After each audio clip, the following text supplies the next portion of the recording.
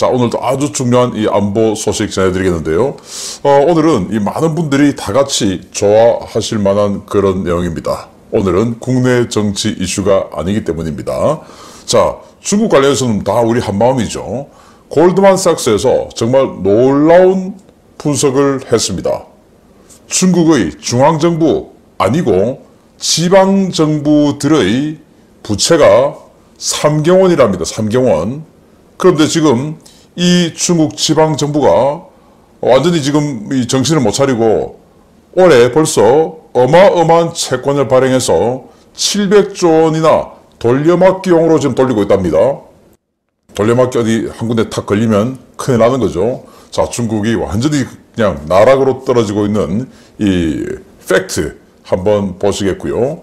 자, 그리고 영국에서 또 놀라운 보고서가 나왔습니다. 호주 지금 좀 이상하니까 한국과 일본을 오커스 레짐에 들여넣자라는 분석인데요. 보고서 의회에서 나왔습니다.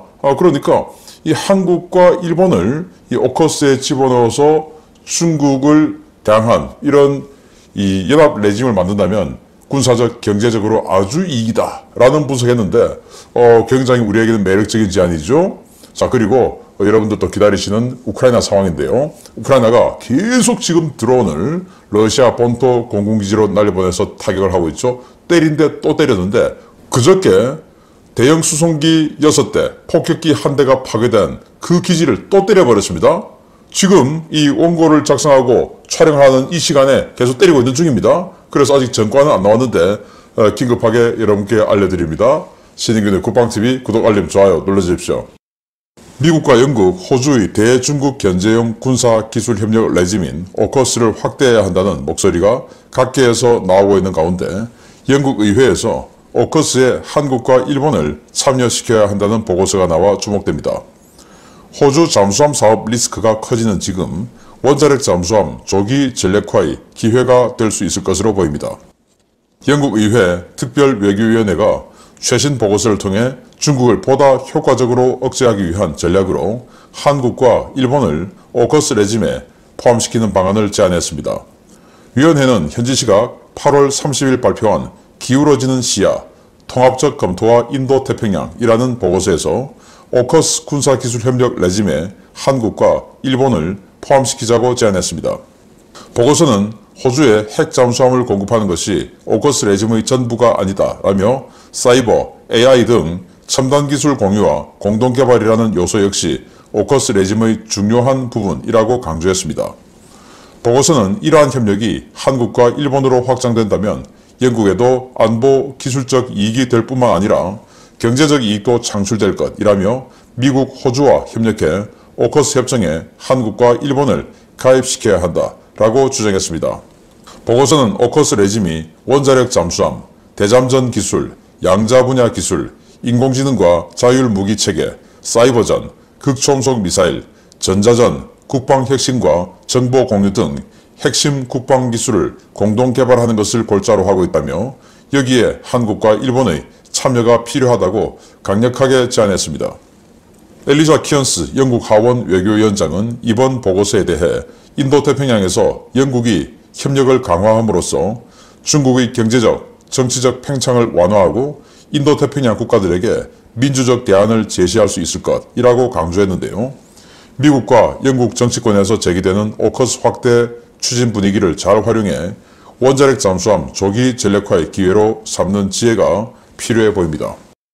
네, 자, 오커스, 오스트레일리아, UK, 유나이티드 킹덤이죠. 그리고 이제 USA, 뭐 이렇게 해서 오커스라는 이 레짐을 만들었고, 그런데 호주가 핵잠수함 없으니까 니들 핵잠수함 해라.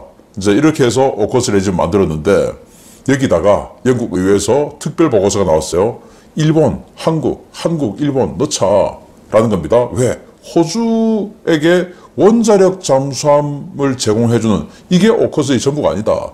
이 국방 분야 뭐 여러 분야가 있는데 그건 핵잠수함은 그중에 일부다. 그러니까 한국과 일본도 핵잠수함 가지고 싶을 것이고 또 뭐 일본은 우리는 핵은 싫어. 그러면 안 가져주면 되는 것이고 그리고는 이제 많은 기술과 자본이 들어가는데 한국과 일본만큼 기술 자본 가진 나라가 어디냐라는 거죠. 그리고 중국 코앞에 있는 나라니까 뭐 어마어마하게 매력적인 대상이죠. 그래서 한국, 일본 빼놓는 거 사실은 말이 안 되는 거예요.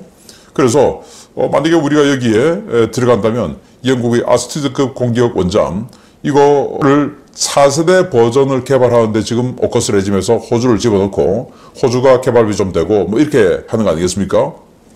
그리고 미국의 버지니아급 공기역 원잠의 전투 체계를 집어넣어서 뭐 이렇게 미국과 영국의 핵 잠수함을 각기 이식해서 새로운 잠수함을 만드는데 그게 이제 호주 핵 잠수함이 되겠죠. 그런데 여기에 잠수함 분야에서 이미 정점에 와 있는 한국과 일본, 독자적으로 뭐 디젤 잠수함에서 완전 그냥 서로 지금 정점에 올라서고 있는 그런 나라 아니겠습니까? 그런 거. 그리고 이제 AI, 양자 분야, 인공지능, 자율무기, 정보, 전자. 정말 뭐 세계 최강이죠.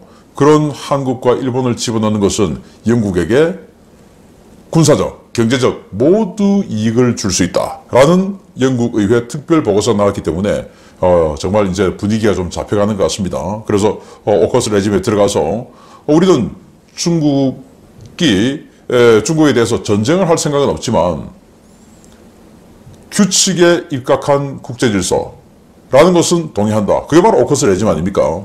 그래서 규칙에 입각한 국제질서를 위반하는 것에서는 단호히 거부한다. 이것만 우리가 견지하면 되죠. 그래서 여기 들어가서 우리 핵잠수함 뭐 이런 것들 획득할 수 있는 이런 분위기 조성 스타트가 되고 있는 것 같으니까 핵잠수함 반드시 획득하는 기회로 삼기 바랍니다. 자, 두 번째입니다.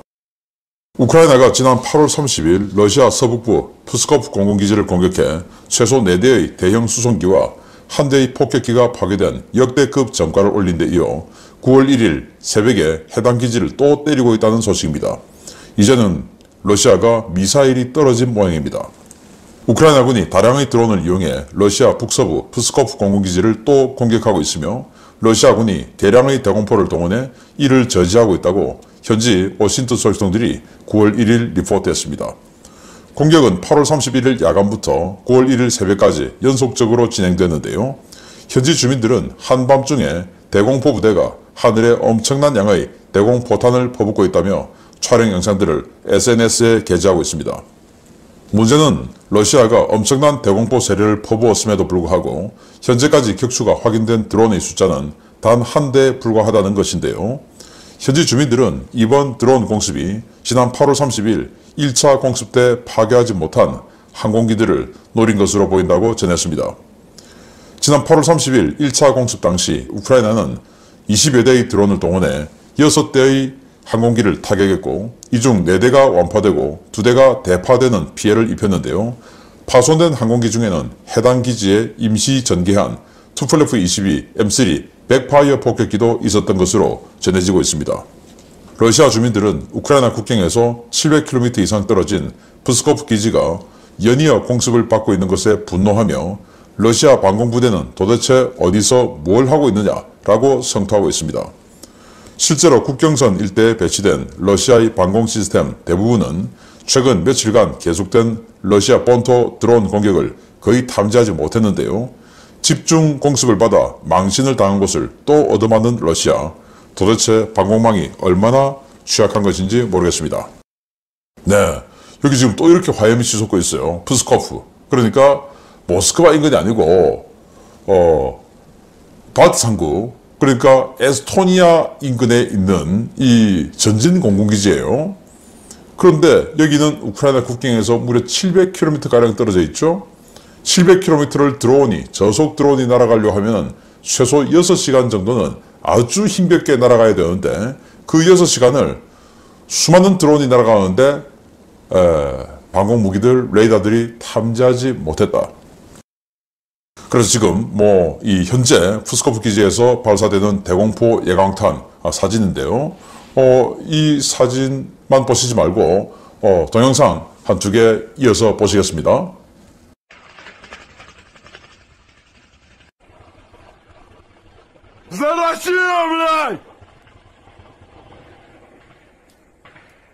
네, 지금 아비규환 상황에서 기관포 소리로 예상되는 대공포죠. 뭐 여기저기서 대공포가 솟구쳐 올라가는 모습을 볼 수가 있는데 그런데 지대공 미사일이 올라가는 건 안 보여요. 그 말은 지금 이 지역에 이 공군기지에 지대공 미사일이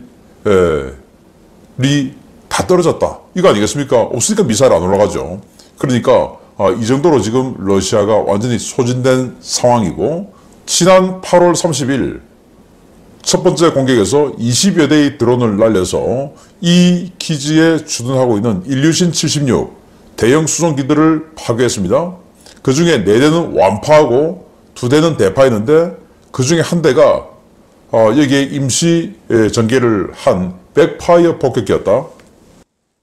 자, 이게 8월 16일 위성 사진이에요. 그리고 첫 번째 공격 이후에 파괴된 8월 31일 위성 사진이에요. 완전히 그냥 박살났죠. 자, 이렇게 박살낸 그 기지를 하루 반 지나서 또 때린 겁니다. 지금 이번 공격이. 그래서 아직은 전과가 안 나왔지만 아마 몇 시간 후면 전과가 나올 것으로 예상을 하고 저희들은 지금 최신 이 소식으로 지금 전해드리는 것이기 때문에 아주 빠른 상황이죠. 그래서 지난번에 다 못 때렸구나. 아직도 남아있구나. 그런데 우리가 때렸는데 어디 지금 이동 안 하네? 그럼 또 때려야지. 하고 지금 또 때리는 것으로 보이는데 지난번에 몇 대가 살아남았는지 모르겠지만 오늘 아주 뭐 남은 수송기들 또 혹시 또 전개한 폭격기가 있으면 다 파괴되기를 기대합니다. 전과 나오면 또 알려드리도록 하겠습니다. 아마 내일 아침 시큐리티 뉴스에 알려드릴 수 있을 것 같습니다. 기대해 주십시오. 자, 정말 뭐 우리 대한민국 국민이라면 다들 기대하고 좋아하실 중국 폭망 소식입니다. 와, 정말 충격적입니다. 3기형 보겠습니다. 중국 경제는 물론 체제 자체에도 시한폭탄이라는 평가를 받고 있는 지방정부 부채 문제가 점점 더 심각해지고 있습니다. 심각한 부채 위기를 겪고 있는 중국 지방정부들이 빚을 내서 빚을 막는 이른바 돌려막기에 열을 올리고 있고 이 과정에서 채무 불이행에 빠진 지방정부가 나왔습니다. 천문학적인 부채를 안고 있는 중국 지방정부들이 올해 인프라 투자, 부채 상환 등을 이유로 상반기에만 4조 2,393억 위안의 채권을 추가로 발행했으며 이로 인해 지방정부의 부채 위기가 더욱 심화되고 있다고 복수의 중화권 매체들이 8월 31일 보도했습니다. 매체들은 8월 31일 발표된 중국 재정부 발표 자료를 인용해서 중국의 31개 성과 자치구들이 지난 1월부터 6월까지 발행한 채권이 4조 2,393억 위안, 한화 770조 원에 달한다고 보도했습니다. 이 가운데 일반 부채 성격인 일반 채권은 4,344억 위안, 한화 78조 9천억 원이 발행되었고 부동산 사업을 위한 특별 채권은 2조 1,721억 위안, 한화 395조 원이 발행되었습니다. 문제는 그와 별개로 전체 발행 채권의 38.5%가 넘는 1조 6,328억 위안의 리파이낸싱 채권인데요. 이 채권은 말 그대로 기존의 대출을 갚기 위해 추가로 대출을 낸 돌려막기성 부채입니다.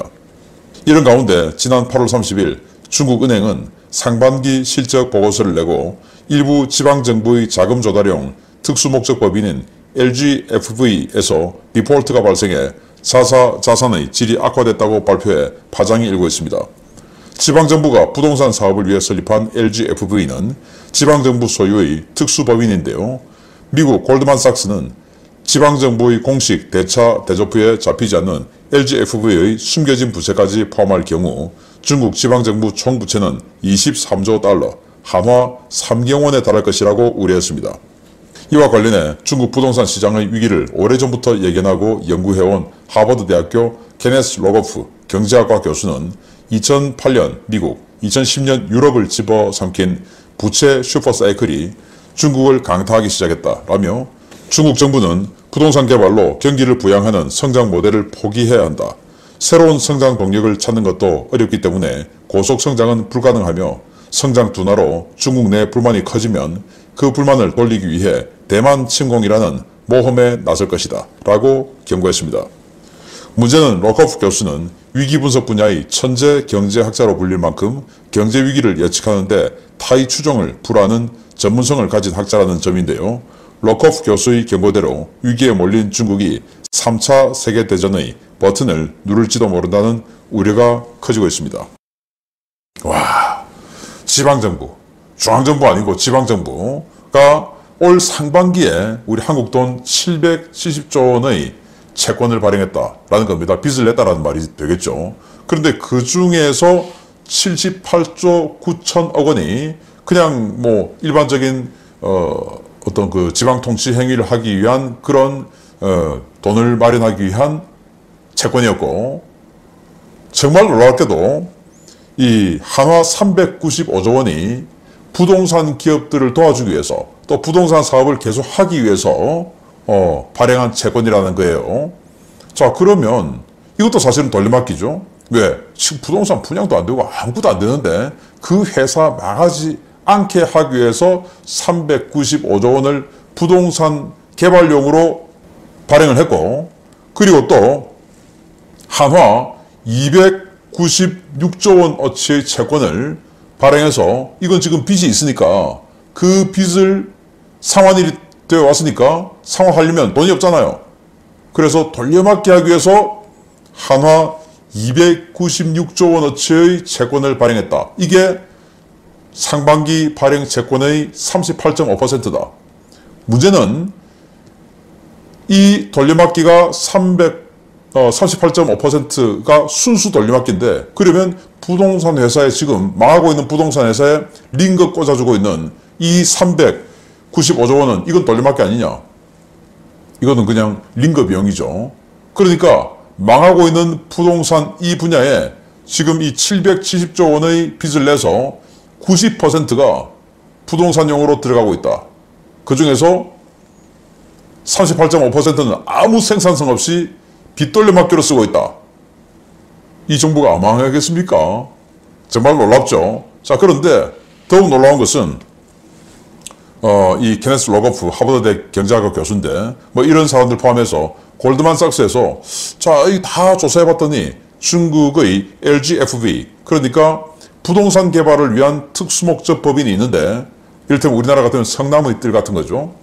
이 부채는 지금 포함이 안 된 건데, 그렇지만 그거 예를 들어서 성남의 뜰 잘못되면 성남시에서 해결해야 되지 않겠습니까? 그러니 그런 것들을 포함하니까 중국 지방정부의 부채가 3경원이더라 라고 골드만삭스가 분석을 했는데, 이게 해결되겠습니까?